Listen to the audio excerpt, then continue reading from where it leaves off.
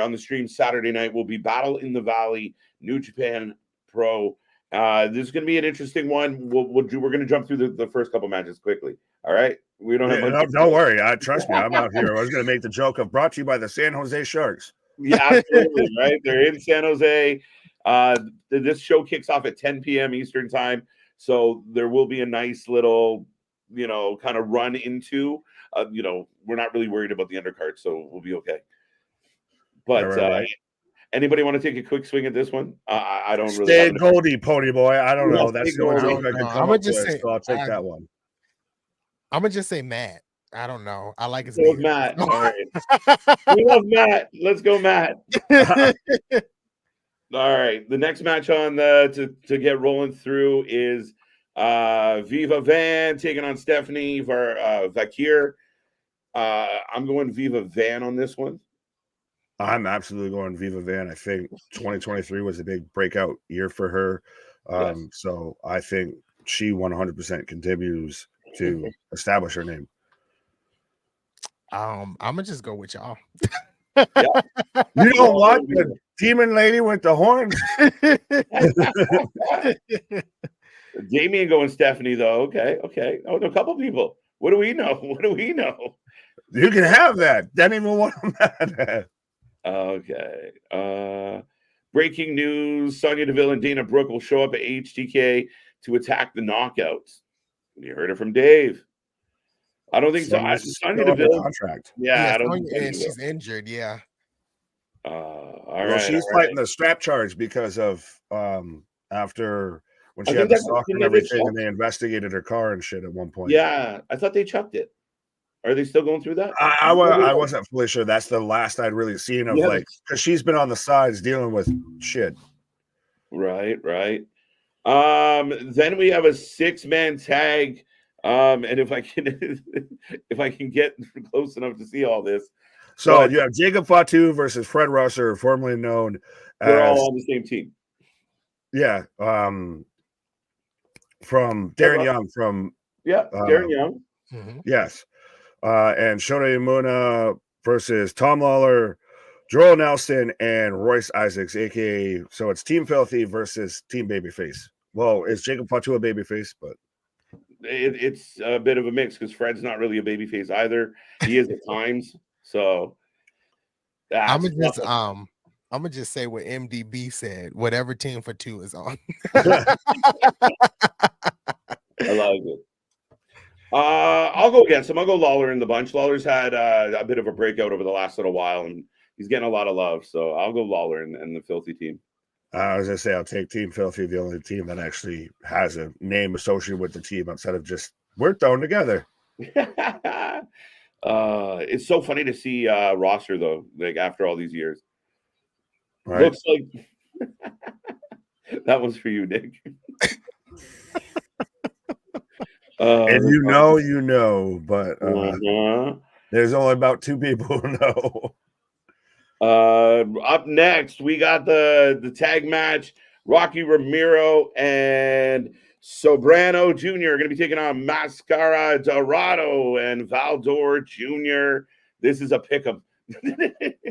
Yeah, well, the former Lince Dorado teaming with what looks like if Marty Jannetty was a luchador. That's funny shit. But so I guess I'll take Rocky Romero and Sojourner. I feel like I'm a Scott Steiner out here. Sojourner Bolt.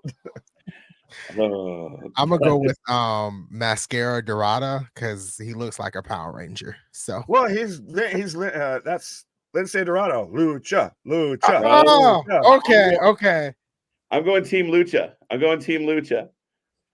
Rocky, I guess I'm going Rocky. Typical fucking Italian. I'm taking the Italian stallion, Rocky Romero. Right? I've had enough of eye patches. I'll be honest. I'm not going to lie. There's been too many eye patches in wrestling. KJ just hates pirate movies. I got a jar of dirt. This match is going to be an awesome one, though. Julia taking on Trish Adora. This one should be a good one. I've never seen Trish Adora, but I have seen Julia wrestle before. So I'm going to go with Julia here. I want you to go first because I know You where want I'm me to going. go first? I'm going to actually take Adora. Same mine.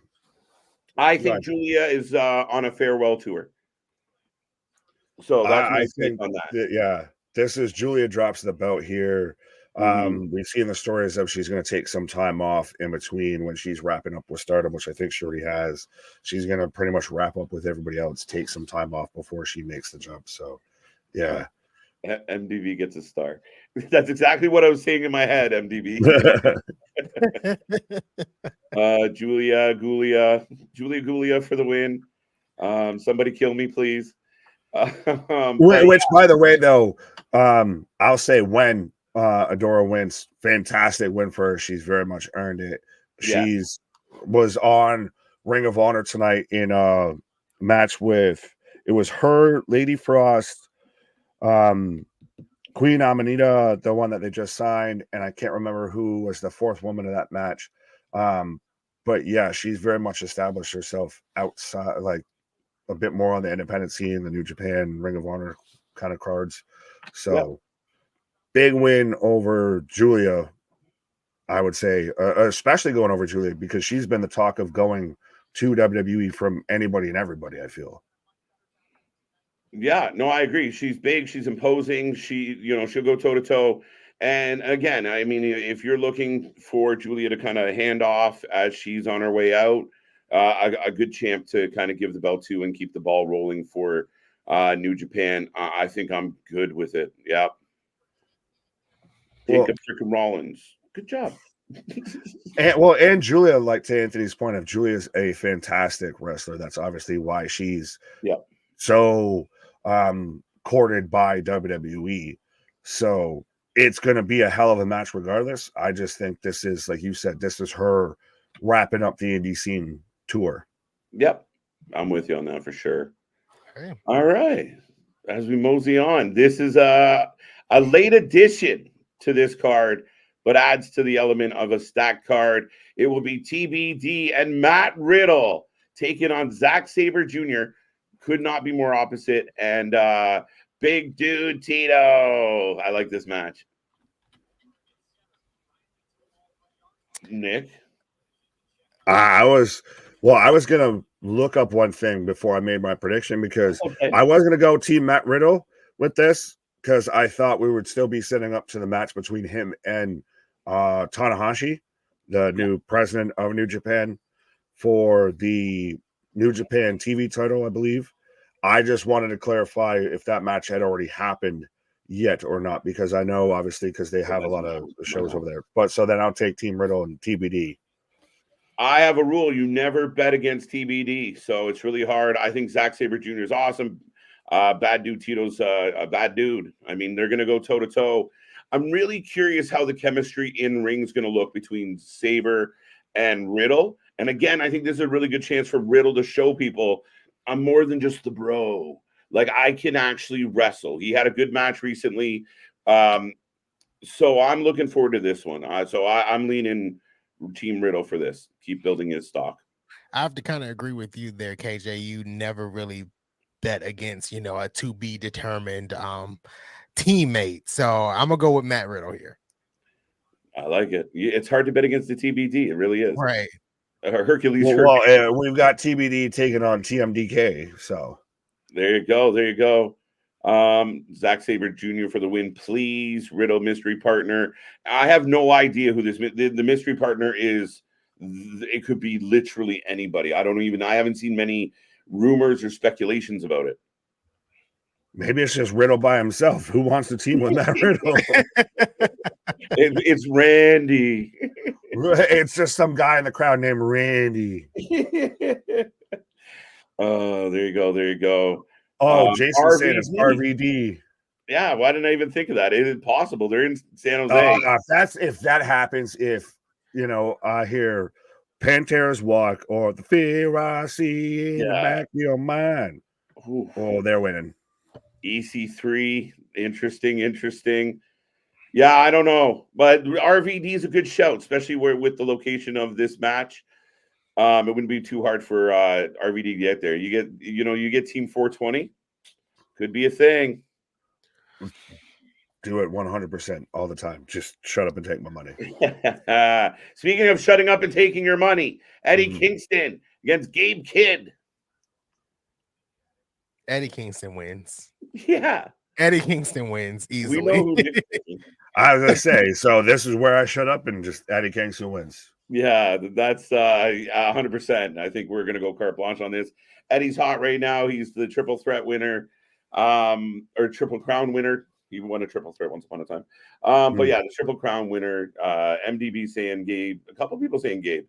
But yeah, I mean, it should be a fun match. Honestly don't know a shit ton about Gabe, though, to be honest. Gabe is awesome. He's got a bit of a name.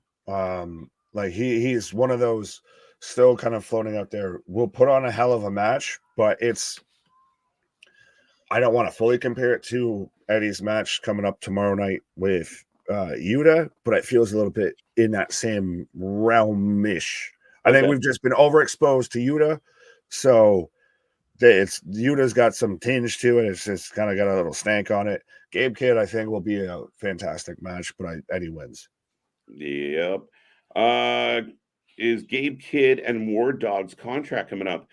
I believe you might be accurate with that, Jason, to be 100% honest with you. So, yeah. Well, I don't see Eddie losing either way. So, but they could be, free agents sooner than later. Wheelie Judah is gross. That's not nice.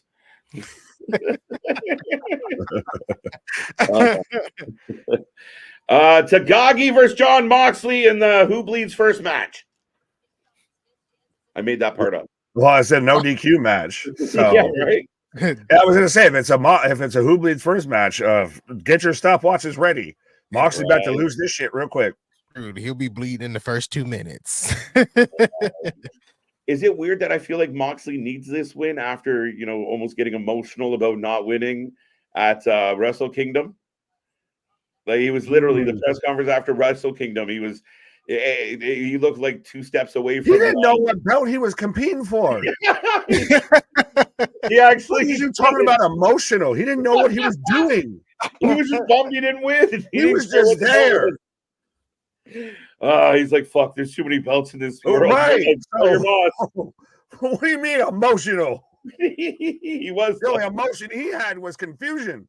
No, that seems like a constant state actually with Mr. Moxley, but he lives in a constant state of confusion. Moxley was fantastic at wrestling. No, typo. It's delusion, not confusion. He lives in a constant state of delusion. Right. This should be a hard-hitting, no DQ match. Again, I'm gonna go Moxley. He's the bigger name. I mean, to us. I mean, I think he only agrees to do it if he wins. Yeah, I'm gonna go with John Moxley here. Definitely, he's gonna be bleeding in the first 2 minutes. I don't know who this guy is though. I kind of interested just by his face. It's like he looks very. You would like Shingo Tagaki. Yeah. He's very much. I don't want to put it this way because there's a certain connotation saying this. He's like New Japan's John Moxley. This kind of a fucking badass who he may not be always your top guy, but he's in the top of your scene and just known for being a bad motherfucker. Mm-hmm. Yeah, him and Mox who do like the Spider-Man meme of like, I am you, you are me. I'm interested in seeing that now. Oh, yeah, I could send you like how you could send me a whole back catalog of TNA stuff. I could send you a whole back catalog of like New Japan stuff. Shikingo looks like the android ninja robot, ninja from RoboCop 3. And on that comment, I am taking Shingo anyways. You're going to take Shingo? Absolutely, because I think John Moxley might be wrapping up a bit with his commitments to New Japan because AEW, your home company, might need you a little bit more because we're taking on water. We're taking on water, Mr. Squidward. I want my mommy, Mr. Squidward. Moxley has been that guy, right? Like forget Hook and his bat symbol. We might need Mox's bat signal to go up and try and save things again. I think Mox is actually inching toward. I hope anyway for his John Moxley. Sorry, what? I just said Samoa Joe versus John Moxley. Perhaps, but I think John Moxley needs a vacay. I think he needs to just take a break. Fair enough. Take a break. Has he not taken that break since the first time he was supposed to take a break when all of that? He didn't, yeah. So he definitely needs to take one then. Yeah. Every time he's like on his way out with his bags packed, somebody fucks something up and he ends up back in the ring. Son of a bitch. But I think he doesn't want to go. That's why he just looks like a pissed off stepfather the whole time, because it's just like the second I try and take some fucking time off, Right. fuck. I'm not even supposed to be here today. Right. Moxley should be the mainstay in New Japan for some reason. He actually wrestles and sells there. It's funny, we talk about that all the time. That Yeah, because more people actually fuck him up over there. he's actually taking real blows. Right, because that shit's real. Right. All right. Kushida, almost said Kushida. Okada taking on Will Ospreay. This one's going to bang. How did I not know about this one? Yeah, this is a burner. This, I feel, is the match that the card was built on. Like I said earlier, this is 100%. This is arguably, we could never see this matchup again. Technically, yeah. On paper. Wow. This is the end. This is almost the end of an era when it comes to being a New Japan fan. Of Ospreay's built himself up from being through the whole junior heavyweight division all the way up into the main card, was at one point IWGP heavyweight champion and then had to vacate it because of injury. Okada's been the consistent throughout New Japan. He is the dude. Instead of the can't see me man, they have the Rainmaker man. Yeah. So this is an absolute coin flip, but I think this has the match, or this has the potential to be the match of the weekend. It really could be. I mean, again, two guys that go hard. My only fear with this is I faded on Okada recently. I mean, Okada's got to show me a little more than he has in some of his bookings. That's just me being a little critical. Ospreay's at the top of his game.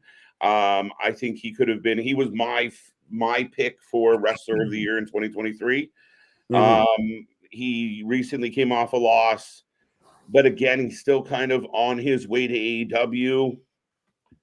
I'm gonna go Ospreay though. Yeah, I'm leaning Ospreay. This match is definitely given like final countdown, final boss for both of them. Right. I really didn't know this match was happening. I'm like completely shocked here. I don't know.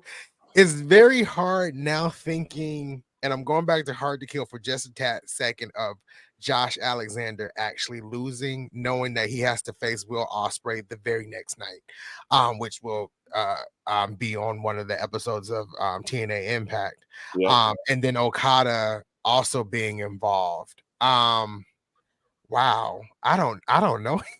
This is now I kind of want to stay up and watch this match. I'm gonna just go oddball here and pick Okada. I really am. Yeah, that's honestly, that's not an oddball prediction there at all, because even CX brings up Big Nick is New Japan more physical than all the other wrestling promotions.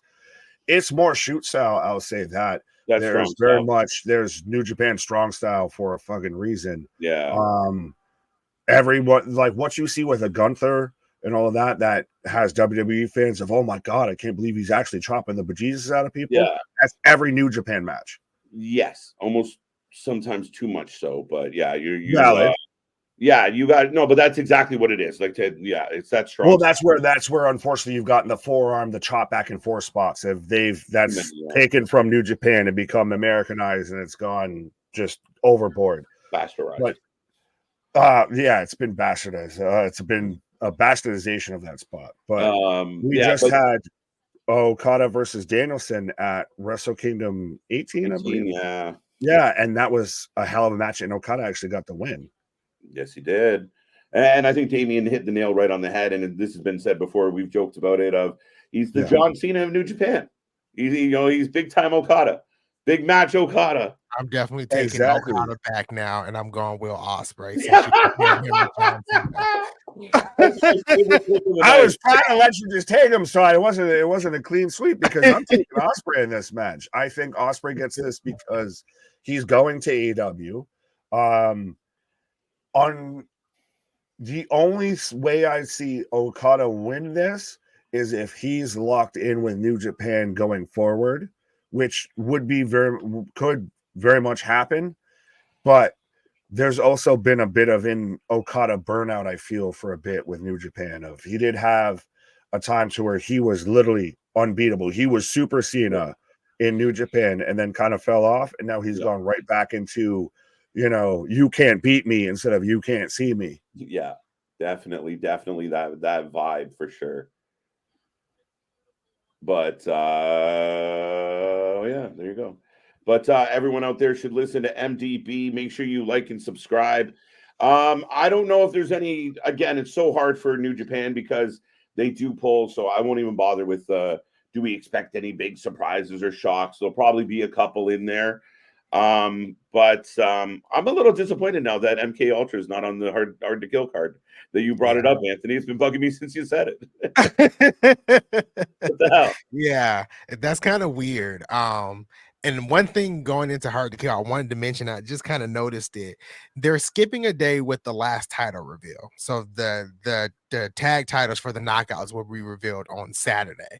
So are they messing with us and going to have some type of big announcement tomorrow that they haven't talked about? Okay. Or are they trying to give us a break with all the announcements and just waiting for Hard to Kill? I kind of thought about that as we were going through the battle in the Valley card. That just kind of hit me all of a sudden. So I don't know.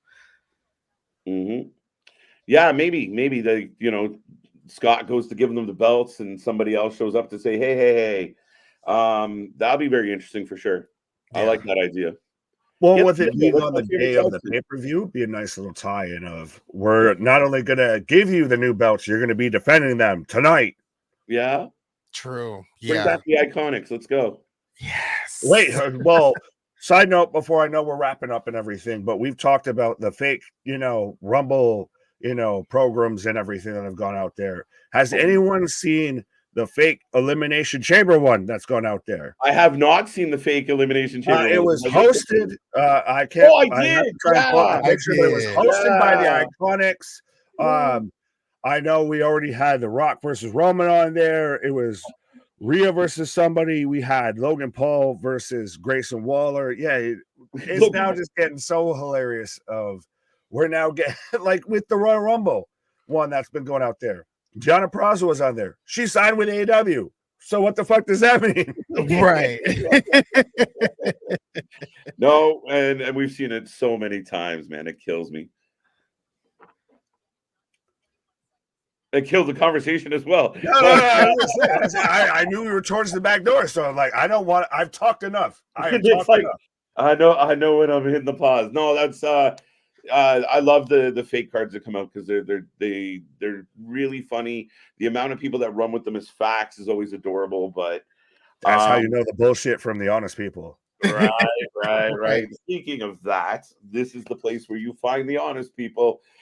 Make sure you guys come back. Not only tomorrow, we got the doubleheader, we got SmackDown, we got Rampage. Should be a fun night here on the channel, the doubleheader.